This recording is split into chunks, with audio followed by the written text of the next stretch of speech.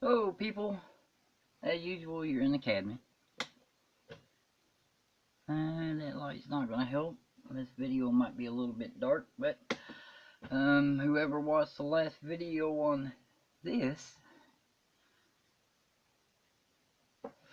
knows I've been having trouble.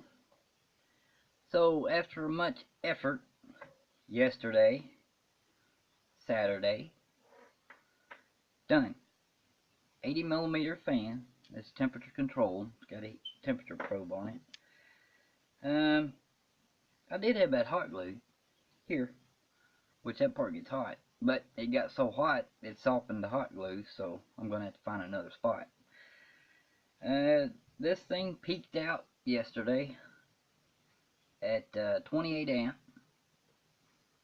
rode hard and steady at 24 amp after it met some of the charge demand. It dropped down to about 24 amp, and then 22 amp, and stayed pretty constant there. This was over about a 6-hour stretch. Did just fine. Had to put this on. This heat sink was getting around close to 70 C. It was pretty hot. I almost couldn't touch it. The inductor does get hot. As you can see, let's see. I ended up using copper spacers, like I said. I had to use 2 at each smaller MOSFET because I already had copper pads set on this aluminum heatsink. But overall effect of it, it was cool. It held up. That's one thing I can say for it. But only time will tell. With these things, and the Chinese, they build them to work, but when you take somebody like me that's gonna sit back and ride them hard and leave them wet, so to speak, they're just not built for it. That's how they save their money. They'll do insufficient, but make it work, and leave it up to the user to do the modifying to keep it working. Stock, they'll work just fine as long as you don't go over 8 to 10 amp, maybe 12. But when you hit up in that 20 amp margin, you're going to have problems. Guarantee it. They're not built for it at stock, and you got to do other things to make them work. Now this thing is only rated at 20 amp, 1200 watts. But after doing this and seeing the 28 amp output, and it may do more, I don't know. But that's the best I've seen out of it so far. This does not have the stock MOSFET in it, and I even had to change the input MOSFET to something different. I forgot what it was right offhand, but it's not stock.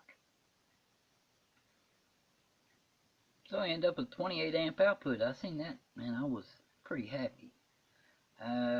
Those of you that are running the LifePo 4 batteries, not recommended. And matter of fact, I'd prefer to say do not use boost to charge your batteries on solar power unless it's a low sun day.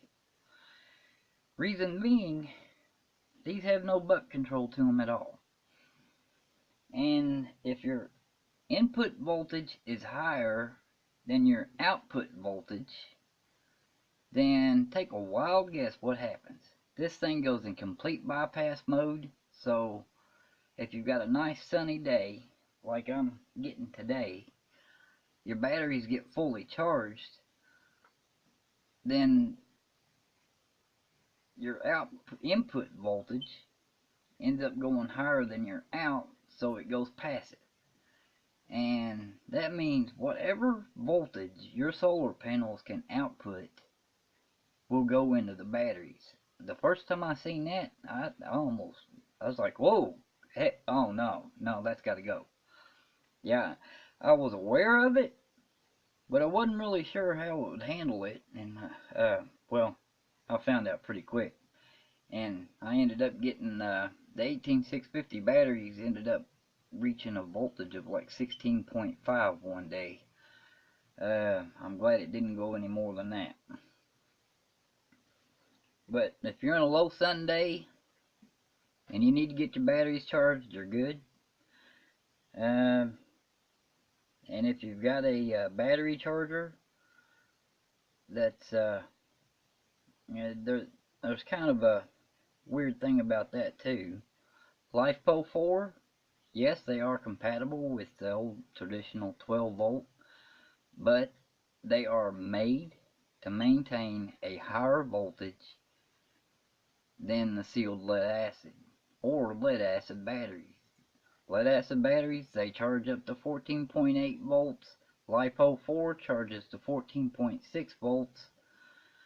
And not meant for float.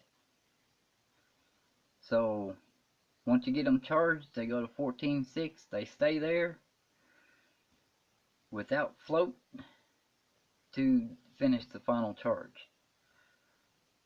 So that's where, off of a battery charger itself, you would have to run boost.